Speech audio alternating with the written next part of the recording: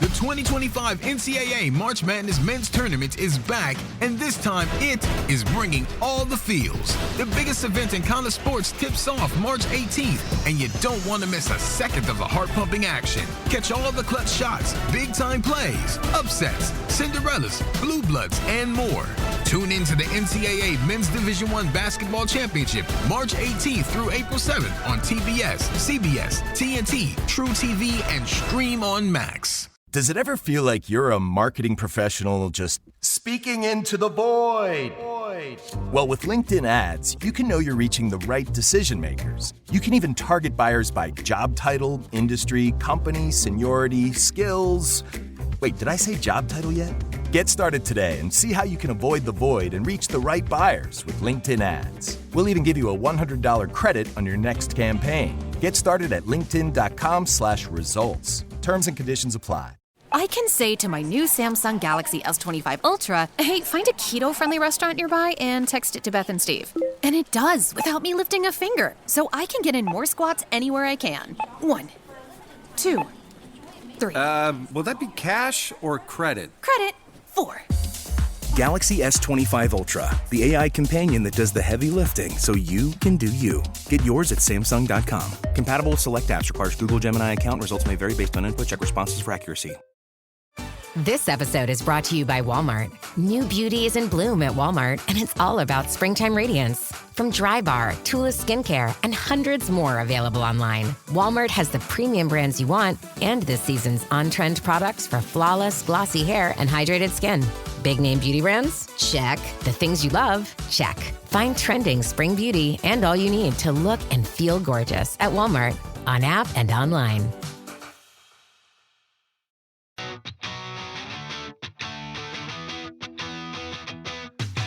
Welcome back to Rams Up, your favorite LA Rams podcast. We're part of the Fans First Sports Network. You can follow us on our YouTube channel as well, at LA Rams Up. I'm your host, Mark. I'll be joined often by my football guru, Ian, along with a bunch of other friends of the show on occasion. Let's get to it. What is going on, Ram fans? Mark from Rams Up here. March 23rd, Rams Up update. And what am I doing this episode? Well, at the end here, I'm going to share another mock draft, and I took a different strategy. A lot of Ram fans have been drooling over the prospects of adding Tyler Warren, the great Penn State tight end, to this Ram squad. And, you know, easier said than done. You want to trade up for the chance of drafting Tyler Warren. It's going to be pricey. It's easy to say, trade up, let's go get this guy, but you have to consider the cost. And in this mock draft, I do just that. I trade up into the 14th spot to draft Tyler Warren. Had to give up an awful lot, though, and we'll see how that goes out. Another science experiment. And you know what? I think the results are not that bad. Gave up a lot, came away with a great tight end and a few other players. So that's at the end here. Before we get to that, we'll get through some news and notes here. Episode 690 on the podcast. So let's talk about a player who wore number 90 for our Los Angeles Rams. Man, one of the most underappreciated players you will come across in the history of the Los Angeles Rams. Defensive tackle Larry Brooks. Played for the Rams for 11 years from 1972 to 1982. A 14th round pick. 14th round, that's right. The 355th pick overall out of Virginia State. And man, he had a great career. He ended up with 74.5 sacks at 6th all-time on the Rams list, sandwiched between Leonard Little and Fred Dryer. Man, sandwiched up there in the front end of that defense between some really good players. Jack Youngblood, Fred Dryer, really good defense. He was two-time first-team All-Pro in 1977 and 1979, two-time second-team All-Pro, five-time Pro Bowler, and man, he just got it done. A beast in the middle of that great Rams defense. And for you younger fans, Don't know if you'll ever appreciate how good that defense was, and Larry Brooks, number 90, was a big part of it. So let's move on to a note here about March Madness. Not going to spend a lot of time on college basketball, but hey, this is one of the big sports events of the year, so I'm just going to talk about it real briefly, and I'm going to take the good, the bad, and the ugly away from this, and I'm going to start with the bad. Kelvin Sampson, man, this guy would not be happy with me roasting a reporter who mispronounced Gonzaga, or is it Gonzaga? I've probably been saying it wrong my entire life, and Sampson ripped into him, and I thought it was a little bit over the top. Boy, Kelvin Sampson would be very unhappy if he was a regular listener on this podcast, as bad as I mispronounce names and such, but I thought it was a bad look. Come on, Kelvin, give the guy a break. You don't have to roast him in front of everybody. That's all I'm going to say about that. And then the ugly, the SEC, and yes, I love to pick on the SEC because they get way too much love in football and now in basketball. 14 teams named, sorry, I should say selected for the tournament, and they came out of the gate at 8-6. Not really impressive. Meanwhile, the Big Ten, 8-0, including UCLA and Oregon. Pretty good showing by the Big Ten. That is the best undefeated record out of the gate for any conference ever, 8-0. SEC made up a little bit of ground on Saturday with Tennessee knocking off UCLA, unfortunately. Wisconsin, the Big Ten took a nosedive, and I think it was 3-1 for the SEC and 2-2 for the Big Ten. So they showed up a little bit better on Saturday, but still not a good look out of the gate, especially when you compare it to the Big Ten. So shout out to the Big Ten. They stepped up and represented. And oh, I forgot about the good here. The good part was the Oregon Liberty game. Growing up, I should say, watching my kids grow up playing youth sports, there were so many times where I thought coaches kind of blew it, where they had chances to get players into games. I understand you play your best players. You play to win. I get it. But there's opportunities to get those kids into games, kids that show up every day at practice, work hard. Maybe they're not quite good enough to play 30 minutes of a basketball game. I get it. There's times to get them into games, right? And in this basketball game, we kind of saw a referee taking it into his own hands. They're trying to get this kid into the game, 58, 59 seconds left, whatever it was. And he pretends like there's water on the floor, blows a whistle to stop the game, pretends to be cleaning up the water, and tells the kid, get in here. This is your only chance. Welcome to March Madness. And this referee's name, Roger Ayers. Shout out to Roger Ayers. Great job. Love to see it. I wanted to share my original dream scenario that I shared several weeks ago, and I updated it. My original dream scenario for the Rams offseason: bring back Matthew Stafford and Alaric Jackson. Check, did that. And then my second thing was to sign a cornerback like DJ Reed. Well, we brought back Ahkello Witherspoon instead. And my third thing, signed linebacker Nick Bolton. Well, we signed linebacker Nate Landman. And the fourth thing, re-signed wide receiver Demarcus Robinson. Well, we did one better. We signed wide receiver Devontae Adams. And the fifth thing, I said, let's bring back Bobby Brown. Well, we did one better. We signed Poona Ford. And that is an upgrade, a slight upgrade, possibly even a big upgrade.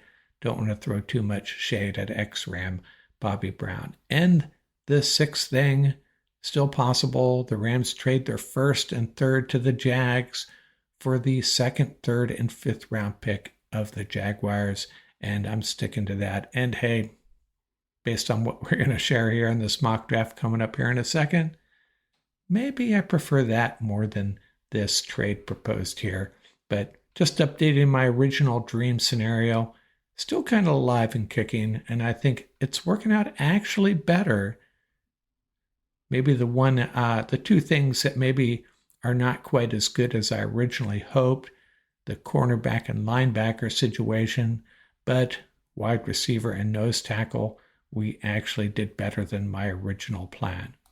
And I got a few free agents I'd like us to keep an eye on. First of all, there's Jedrick Wills, Brown's top 10 pick in 2020, has struggled a bit at left tackle, and the Browns eventually benched him. But remember, he was a top 10 pick, played right tackle in college, just 26 years old. So if we could get him for the right price, might not be a bad idea. Now, maybe more expensive than we'd want to pay for a backup, but if we consider him the possible replacement for Rob Havenstein, it might work out. Now, he has not played well, but remember that was at left tackle. Maybe give him a shot at the right side.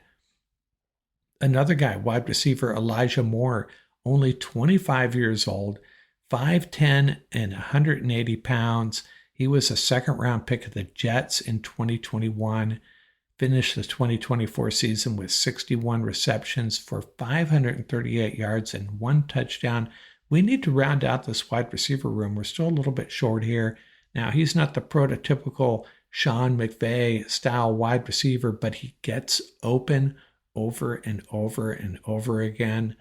So it would just give you a little bit more flexibility going into the draft. Maybe you sign this guy after the draft if you can't get that wide receiver you like. And then still on my free agent watch list, linebacker Kaiser White. I like the Nate Landman signing. We still need a dynamic sideline-to-sideline style linebacker, and White would fill the bill. And then finally, safety John Johnson. I like our 4 safeties, or 4 primary safeties. Need one more guy, I think. And we bring back John Johnson, and we can pass on all the safeties in the draft. Just bring him back, and we'll have a really solid group there. And I'm talking about adding players, and that suggests that we have the money to do it, and we actually do. The cap situation for the Rams is a little bit confusing. Now, according to Over the Cap, at least the sites that point to Over the Cap, they say we have $30.4 million in available cap space. But if you look at the numbers, they talk about having $21 million. And this could be because on June 1st, the Rams will have some additional money, or maybe they're talking top 51. I don't know. I get so confused trying to interpret cap space numbers. You'll get different numbers on every site. Bottom line is they have the money to sign a guy like Jedrick Wills or another receiver. They really do, or Kaiser White. They really have the money to add another impact free agent. Now, they may sit back, see how things develop over the next few weeks, maybe wait till after the draft, but I think the Rams definitely have some money to spend, and I think they will. Now, 2026, they have 46 players on that list right now applied to the cap, and their cap space at the moment would be $75 million. 2027, going to be a big change in this roster. By the time we get to 2027, only 14 players counting against the 2027 cap. The Rams would have $253 million in cap space at the moment, and that could actually grow. So by the time we get to 2027, going to be a big change in this roster. There's going to be some guys that get paid. Remember, a lot of these young Rams will be up for a new contract by then. Guys like Kobe Turner, Byron Young, as well as a handful of other Rams. So, you take that with a grain of salt, but Rams are going to be in a good position to add players. Well, they're in a good position to add players right now and in 2026. And in 2027, this Rams roster could look a lot different, I think. Hey, once in a while, I like to check in on ex-Rams. Let's do just that. Remember Bobby Evans? Well, of course you do. 2019 third-round pick of the Rams. Career got off to a decent start, but his performance really tailed off. He was eventually released by the Rams. Well, he was an all UFL player, all UFL offensive lineman playing for the Arlington Renegades last year. So at that level, he seems to be thriving. I don't see them on their roster yet this year, but hey, shout out to Bobby Evans. He played really good. Not at the NFL level, but making the all UFL team out of Oklahoma. There was moments where we thought he was the answer, but I don't know what happened. His play really tailed off, but he's bounced back, at least to some degree. All UFL for the Arlington Renegades last year. We'll be back in a second. We are going to go draft Tyler Warren. This episode is brought to you by Prime Video. In the small town of Holland, Michigan, nothing is ever what it seems.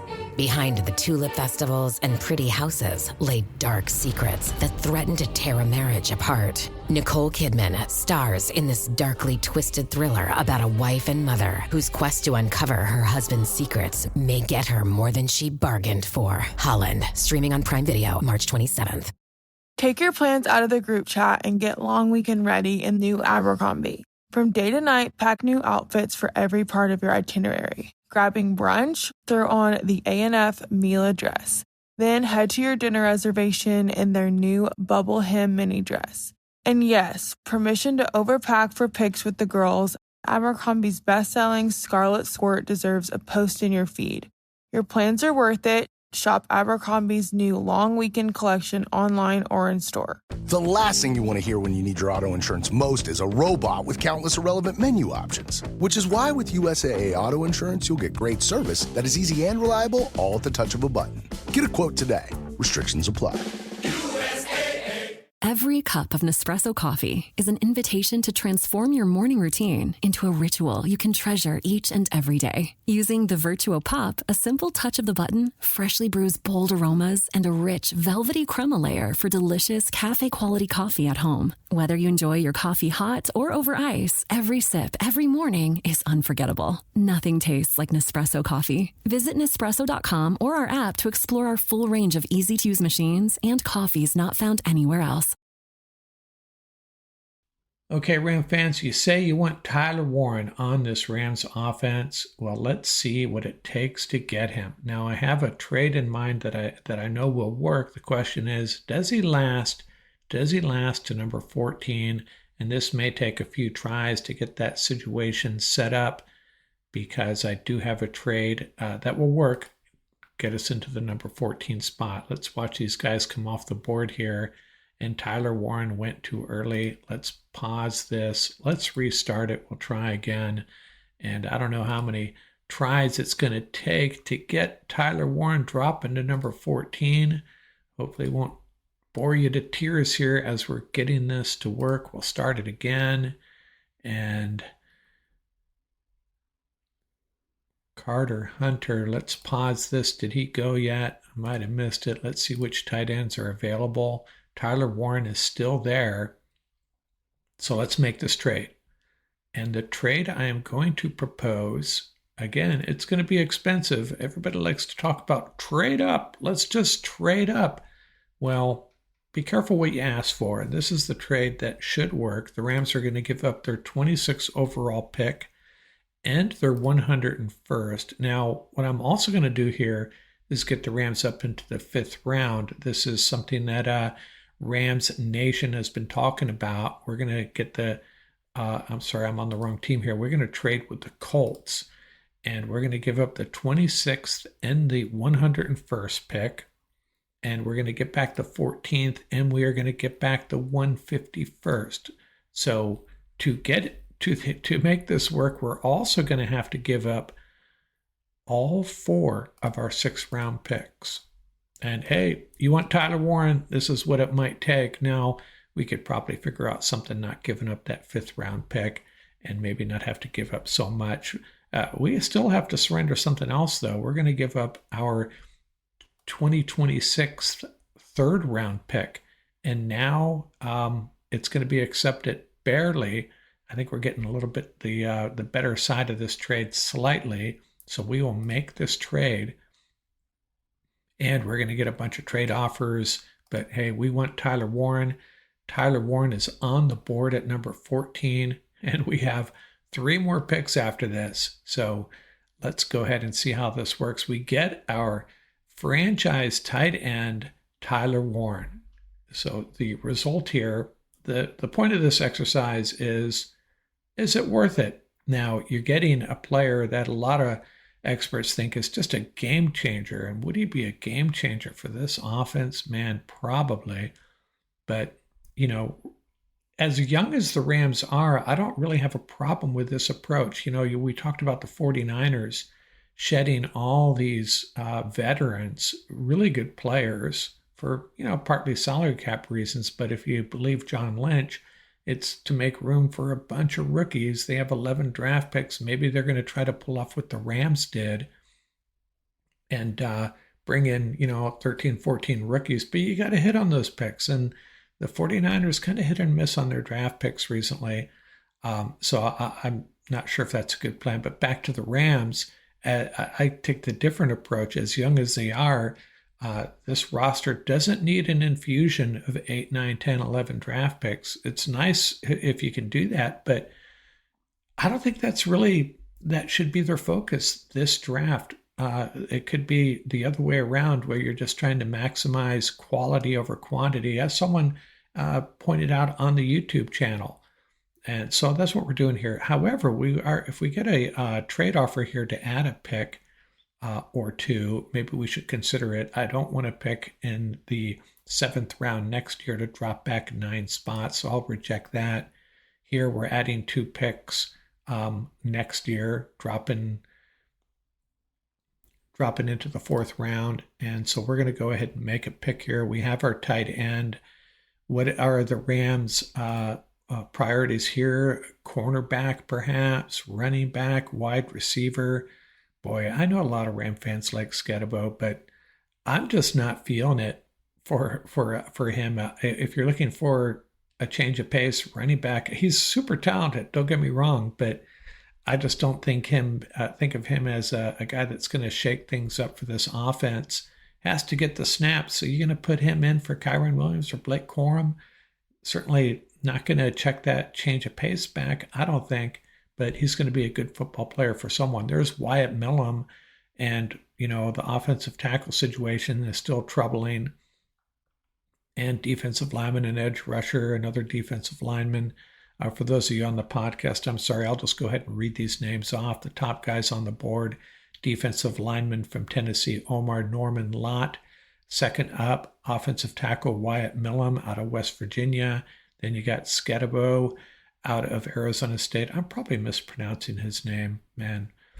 Kelvin Sampson, or should I say Kevin Sampson, would be really upset with me. Interior offensive lineman Jared Wilson out of Georgia. Joshua Farmer, the defensive lineman out of Florida State. Kyle Kennard, the edge rusher out of South Carolina. Defensive lineman Shamar Turner out of Texas A&M. And you know what I'm going to do? I would love to select a difference maker cornerback. I don't think he's here, though. I'm going to go ahead and take the tackle. And I still think that's a concern, as we've talked about ad nauseum, perhaps. And I apologize for that. Let's draft the offensive lineman. So we have 2 players on the offensive side of the ball. And we'll see what comes up. We only got 2 more picks. The upside is I'm not going to be sitting here all day making picks. But the downside is right now we're only adding 4 players. Let's see how this turns out. We are on the clock here at pick number 127. And if we go to the, I got the Tankathon base page up here, 127. Sometimes you get lost on these numbers. Where are we? We're in the bottom half of the 4th round, and at 127. And linebacker Chris Paul, I think he'd be a great playmaking linebacker to add to this group. Barrett Carter as well. Do we still need that type of linebacker on this roster? I think we do. Are the Rams going to spend one of their 4 picks on linebacker? I doubt it, but I think they will add defense at this point. Zach Frazier, cornerback out of University of Texas, San Antonio. Kobe Bryant out of Kansas. Tommy Hill out of Nebraska. Some quality players there. And I'm tempted to go with the linebacker, a fourth-round linebacker. And I'm not sure if... I'm not predicting the Rams to do that, but hey, let's just play with it. I will take Chris Paul Jr. out of Mississippi. And I feel better about our tackle situation depth-wise, and I feel better about our linebacker situation as well. It remains to be seen what additional additions the Rams do in free agency. Hey, we have a chance to pick up a 7th-round pick, and we drop 4 spots back. And let's see, there's some other offers here. I'm not interested in adding picks next year. I'm going to go ahead and make this trade, drop back 4 spots. Oh, I just accidentally rejected it. I guess we'll reject it. Okay. We're on pick number 151, our last one here. And I think we need to go defense if possible. They got the quarterback. Let's look at the running backs, because there's a lot. There's Tootin. I've been drafting him over and over again. And Brashard Smith, Kyron Williams on the last year of his contract. Maybe we go that route. Some really good wide receivers. Hey, and this is the problem. Only 4 picks. I'm going to go ahead and select the running back. Let's check safeties. Let's check cornerbacks one more time.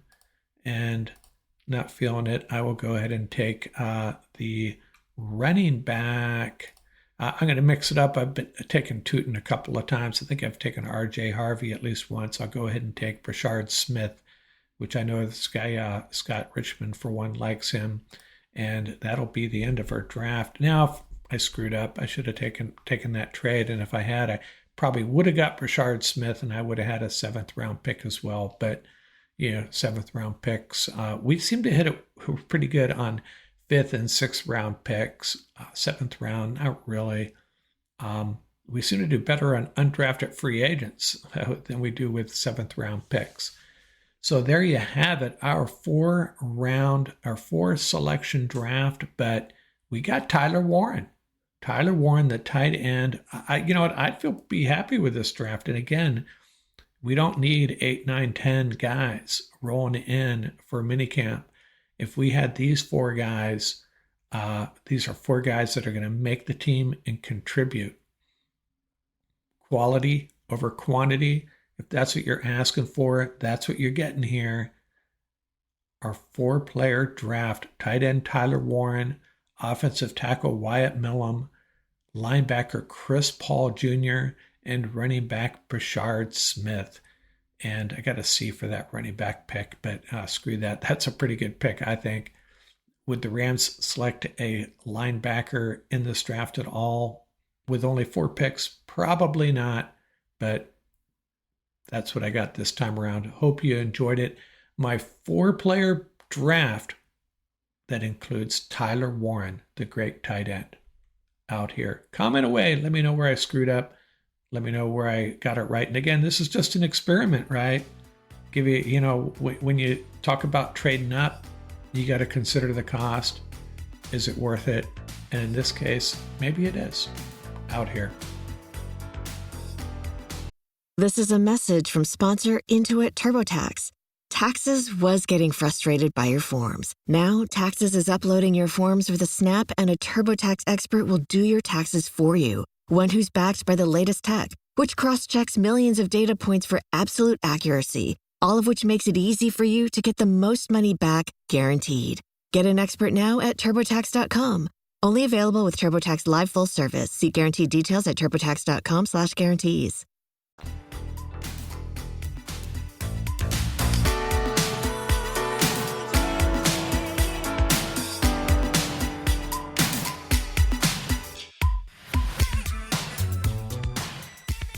That's going to do it for this episode. Remember, you can reach us at ramsuppodcast@gmail.com. And don't forget about our YouTube channel. Our handle is at laramsup.com. Until next time, keep the horns up, stay safe, and have fun out there.